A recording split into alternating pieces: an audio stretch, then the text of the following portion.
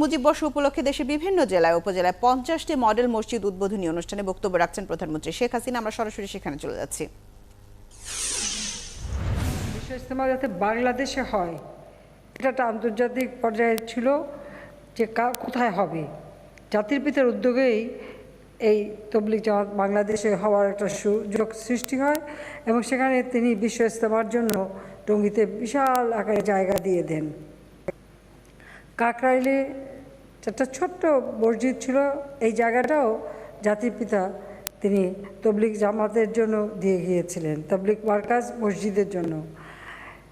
বেতার টেলিভিশনে শুরুতে যারা কোরআন তেলাওয়াত দিয়ে শুরু হয় সেই ব্যবস্থাটাও তিনি করেন। সবথেকে বড় কথা হলো যে মুসলিম বিশ্বের সাথে একটা সম্পর্ক স্থাপনের জন্য ওআইসি সম্মেলনে তিনি যোগদান করেন এবং বাংলাদেশকে ওআইসি সদস্যভুক্ত রাষ্ট্র তিনি করে দিয়ে গিয়েছিলেন। 1972 সালে বায়তুল মোকাররম জাতীয় মসজিদে অনুষ্ঠিত পবিত্র সিরাতুন নবী সাল্লাল্লাহু আলাইহি সাল্লামের মাহফিলে জাতির পিতা বলেছিলেন, আমি কোট করি, ধর্ম নিয়ে ব্যবসা আর নয়, ধর্মের নামে শোষণ উৎপীড়ন আর চলবে না। রাজনীতির ক্ষেত্রে ধর্মকে টেনে এনে স্বার্থ হাসিলের অপচেষ্টা আর কেউ করতে পারবে না। এরপরেও যদি কেউ ধর্মকে মূলধন করে ব্যবসায় নামেন তবে তাকে সমুচিত ফল ভোগ করতে হবে। এদেশের 7.5 কোটি মানুষের সবাই তাদের নিজ নিজ ধর্মীয় অধিকার পূর্ণভাবে ভোগ করতে পারবে, কারো ধর্মীয় অধিকারে কেউ হস্তক্ষেপ করতে পারবে না, আনকোট। তিনি এটাই বিশ্বাস করতেন এবং আমাদের সংবিধানে তিনি যে ধর্ম নিরপেক্ষতা দিয়েছিলেন এর অর্থ হচ্ছে যার যার ধর্ম শেষে স্বাধীনভাবে পালন করতে পারবে। কিন্তু ধর্ম তিনি নিষিদ্ধ করেননি, ধর্ম পালনের স্বাধীনতাকে নিশ্চয়তা দিয়েছিলেন জাতির পিতা বঙ্গবন্ধু শেখ মুজিবুর রহমান। বাংলাদেশের আমরা মুসলিম অধ্যুষিত দেশ, তাই এখানে ইসলামের মূল্যবোধ এবং চর্চা যাতে ভালোভাবে হয়, ইসলামিক সংস্কৃতির বিকাশ যেন হয়, আর ইসলামের মর্মবাড়িটা যেন মানুষ বুঝতে পারে, সেটাই হচ্ছে সব থেকে বড় কথা। আমরা দেখেছি এই ধর্মের নাম নিয়ে কিভাবে জঙ্গিবাদ সৃষ্টি করা হয়েছে। কিছু লোক আমাদের দেশে না, শুধু সারা বিশ্বব্যাপী আমরা দেখেছি ধর্মের নামে মানুষ খুন করা, জঙ্গিবাদ সৃষ্টি করা এবং মানুষকে খুন করলেই নাকি বেহেশতে চলে যাবে। সেখানে আমার প্রশ্ন যে যারা এ পর্যন্ত খুন খারাপি করেছে তারা কে কে বেহেশতে গেছে সেটা কি কেউ বলতে পারবে? সেটা বলতে পারবে না। কিন্তু সবথেকে সর্বনাশ করে গেছে পবিত্র ইসলাম ধর্ম, যে ধর্ম শান্তির ধর্ম, যে ধর্ম মানুষকে সব অধিকার দিয়ে গেছে। আমি তো মনে করি সারা বিশ্বের সর্বশ্রেষ্ঠ ধর্ম হচ্ছে ইসলাম ধর্ম, কিন্তু দুর্ভাগ্য আমাদের এই মুষ্টিমেয় লোক জঙ্গিবাদ সৃষ্টি করে, মানুষ হত্যা করে, বোমা মেরে, খুন খারাপি করে আমাদের এই পবিত্র ধর্মের নামে বদনাম সৃষ্টি করছে, যেটা আমাদের ধর্মের পবিত্রতাটাকে শুধু নষ্ট করছে না, এর ইমেজটাও নষ্ট হচ্ছে সারা বিশ্বে। এবং সারা বিশ্বে সবসময় দেখা যাচ্ছে যে জঙ্গিবাদ হলেই যেন ইসলামিস্ট মানে জঙ্গি এই ধরনের একটা নাম দেওয়া।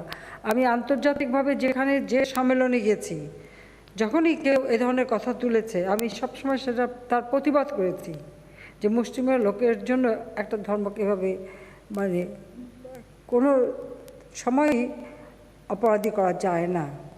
কিন্তু আমি আশা করি যে এই জঙ্গিবাদ বা সন্ত্রাসের সাথে যারা জড়িত, আমাদের ওলামা একরামগণ এখানে আছেন, আমাদের প্রত্যেকটি অভিভাবক, শিক্ষক, রাজনৈতিক নেতাকর্মী থেকে সকলকে আমি আহ্বান জানাবো যে এই পথ সর্বনাশা পথ, এই পথ থেকে আমাদের যুব সমাজ যেন দূরে থাকে, তার জন্য সকলের প্রচেষ্টা চালাতে হবে। কারণ ধর্ম চর্চা করতে হলে আল্লাহর উপর বিশ্বাস রাখতে হবে, নিজের উপর বিশ্বাস রাখতে হবে, মানুষের সেবা করতে হবে, মানুষের কল্যাণ করতে হবে। মানুষের অকল্যাণ করে, একটা মানুষ হত্যা করে, একটা পরিবারকে ধ্বংস করে কেউ বেহেশতে যেতে পারবে না, এটা সম্পূর্ণ ভুল কথা, যেখান থেকে আমাদের দেশের মানুষকে দূরে সরাতে হবে। আমি এই সারা বাংলাদেশে মসজিদ করবার সিদ্ধান্ত আমাদের বহু পূর্বেই ছিল, আমাদের প্রচেষ্টাও ছিল। আমরা আমাদের নির্বাচনী ইশতেহারেও এটা দিয়েছিলাম যে আমরা একটা মডেল মসজিদ, সেই সাথে সাথে এই মসজিদের মাধ্যমে আমাদের ইসলাম সংস্কৃতি, ইসলামের মানে ধর্মীয় শিক্ষা, প্রশিক্ষণ, দ্বীনি দাওয়াতি কার্যক্রম সেগুলি যাতে সঠিকভাবে মানে প্রসার করা যায়, সৃষ্টি করা যায় এবং সন্ত্রাস, জঙ্গিবাদ ও নারী প্রতি সহিংসতা রোধ সরকার এগুলি থেকে যেন মানুষ দূরে থাকে, বরং মানুষের মাঝে যে একটা সত্যিকার আমাদের ইসলাম ধর্মের যে মূল প্রতিপাদ্য যে কথা সেটা যেন মানুষ সঠিকভাবে শিখতে পারে, জানতে পারে, ধর্ম চর্চাটা করবার যে প্রক্রিয়া পদ্ধতি সেটা সম্পর্কে যেন মানুষ আরও জানতে পারে।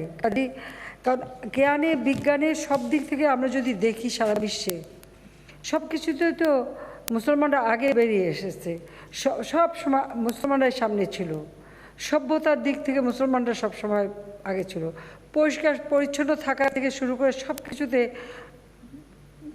মুসলমানরাই সবসময় অগ্রণী ভূমিকা নিয়েছে।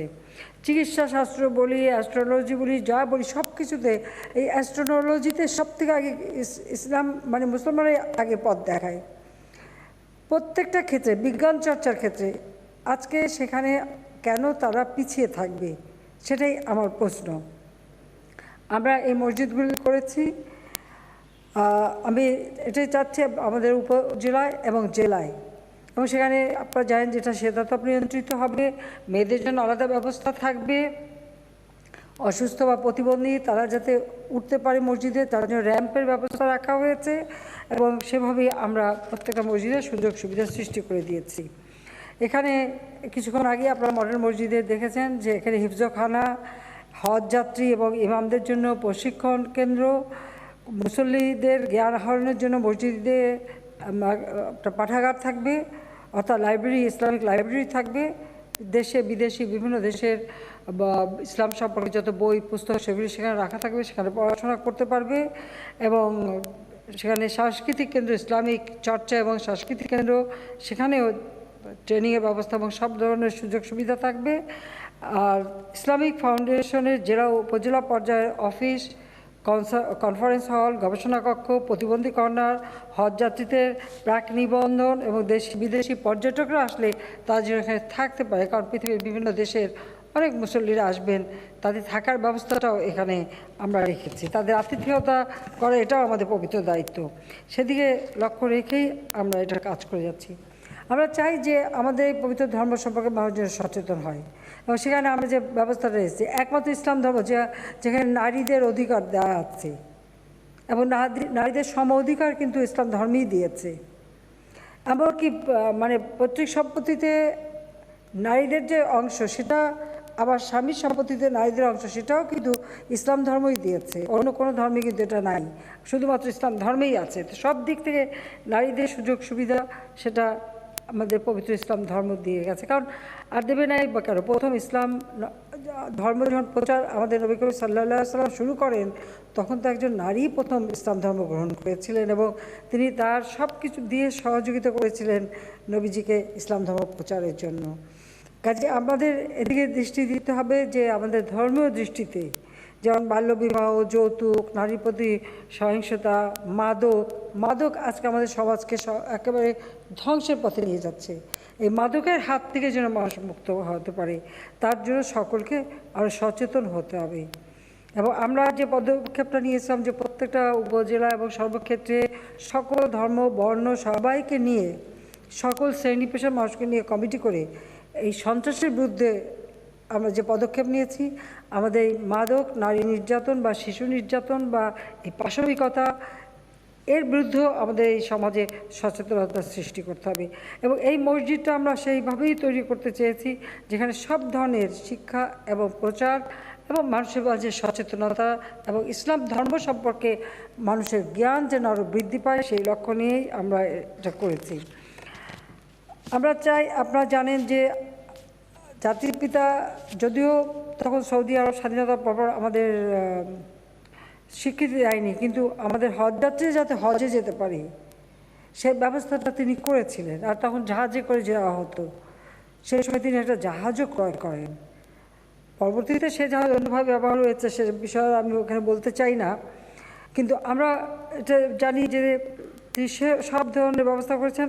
এবং আমি যখন বিরোধী দলেও ছিলাম, সেই 84 সালে প্রথম আমি ওমরা করতে যাই বা 85 সালে হজ করতে যাই, সবসময় আমি সৌদি বাদশার অতিথি হিসেবে যেতাম, কিন্তু আমি সবসময় আমাদের হজ যাত্রী কেমন আছে সেটা দেখতে যেতাম এবং সেখানে যত অনিয়ম যা কিছু দেখেছি সঙ্গে সঙ্গে আমি ফিরে এসে সৌদি বাদশার কাছে চিঠি দিতাম, এখানে অ্যাম্বাসাডারকে বলতাম যে এই সমস্যাগুলি দূর করতে হবে। এরপরে যখন আমরা সরকারে আসি, আমাদের হজ যাত্রীরা যাতে কোনো রকম সমস্যা না পড়ে তার জন্য নানা ধরনের ব্যবস্থা আমরা কিন্তু নিয়েছি এবং সেই সাথে সাথে আমরা যখন ডিজিটাল বাংলাদেশ করলাম, হজ যাত্রীরা যাতে ডিজিটাল পদ্ধতিতে নিবন্ধিত হতে পারে, তার নিবন্ধিত আগে থেকে হয়ে থাকবেন, সেখানে নিয়ে তাদের কোনো কষ্ট করতে হবে না, সেই ব্যবস্থা আমরা নিয়েছি যে প্রাক নিবন্ধন থাকবে এবং যখন হজ সৌদি বাদশা কতজন নিতে পারেন সেটা ঘোষণা দিলে সেই অগ্রাধিকার ভিত্তিতে তারা হজে যেতে পারবে, সেই ব্যবস্থাটা আমরা করেছি। মোবাইল ফোনের আমরা অ্যাপ তৈরি করে তার মাধ্যমে যেন SMS-এর মাধ্যমে হজযাত্রীরা সব ধরনের সুযোগ সুবিধাটা জানতে পারে, মানে হজ পালনের সেই ব্যবস্থাটাও আমরা করে দিয়েছি। আধুনিক প্রযুক্তি ব্যবহার করে হজ সম্পর্কে সকল তথ্য এবং সেবা নিশ্চিত করার ব্যবস্থা ইতিমধ্যে আমরা নিয়েছি। তাছাড়া হজযাত্রীদের ভিসা, পাসপোর্ট, আবাসন, মেডিকেল সুবিধা, সৌদি আরব গমন এবং প্রত্যাগমন এই সকল বিষয় কিন্তু সহজ করে দেওয়া হয়েছে। আগে একজন হজযাত্রী যখন যেতেন, এটা আমি নিজেও দেখেছি, জেদ্দা টার্মিনালে তাদেরকে বসে থাকতে হতো একটা অনিশ্চয়তার মধ্যে, সেখানে বসার মাটিতে বসে আছে, কেউ শুয়ে আছে, কেউ কখন যাবে, কীভাবে যাবে, কোনো নিশ্চয়তা ছিল না। আওয়ামী লীগ সরকারে আসার পর আমরা আমাদের জেদ্দা টার্মিনালে আলাদা টার্মিনাল আমরা নিয়েছিলাম, জায়গা নিয়েছিলাম, নেওয়া আছে আমাদের, যে আমাদের বাংলাদেশ থেকে যাওয়া যাবে তারা সেখানে থাকবে এবং সঙ্গে সঙ্গে সেখান থেকে বাসে করে যাতে পবিত্র মক্কা শরীফে তারা চলে যেতে পারেন সেই ব্যবস্থাটা কিন্তু আমরা নিয়েছি। অর্থাৎ আওয়ামী লীগ সরকারে আসার পর থেকেই কিন্তু এই হজযাত্রীদের নানা অসুবিধাগুলি একে একে দূর করা এবং এখানে যে আমাদের আশকোনা যে হজ যাত্রীদের জন্য জায়গা, তাদের ইমিগ্রেশনের কাজটা এয়ারপোর্টের ভিতরে যাওয়া দরকার নাই, সেখানে বসেই যেন হতে পারে, আমরা সেই ব্যবস্থাটাও কিন্তু করে দিয়েছি। এবং সৌদি বাদশার সঙ্গে আলাপ করে, সৌদি সরকার এর সঙ্গে আলাপ করে আমরা সেই অনুমোদন নিয়েছি, যেখানে বসেই সব কিছু হয়ে যাবে এবং তারা খুব সহজভাবে বিমানে চলে যাবে। আর আগে তো বিমান ভাড়া করতে হতো, আল্লাহর রহমতে এখন আমরা বিমানও ক্রয় করেছি, এখন আর আমাদের ভাড়া করা লাগে না, আমাদের নিজেদের বিমানে আমরা এখন হাজিদের পাঠাতে পারি, সেই ব্যবস্থা আমরা নিয়েছি। এবং আমাদের ঢাকা বিমানবন্দরে যেমন ইমিগ্রেশনের ব্যবস্থা করে দেওয়া হয়েছে, আবার জেদ্দা থেকে বা মক্কা বা মদিনা শরীফ থেকে আসার সময়ও যেন সুবিধা হয় এবং একটা হজ অফিস মক্কা শরীফে এবং মদিনা শরীফেও আমরা করেছি, যাতে সব ধরনের হাজিদের সুবিধা অসুবিধা জানার জন্য সেই ব্যবস্থাটা থাকে, সেদিকে বিশেষভাবে ব্যবস্থা সব ধরনের ব্যবস্থা নিয়েছি।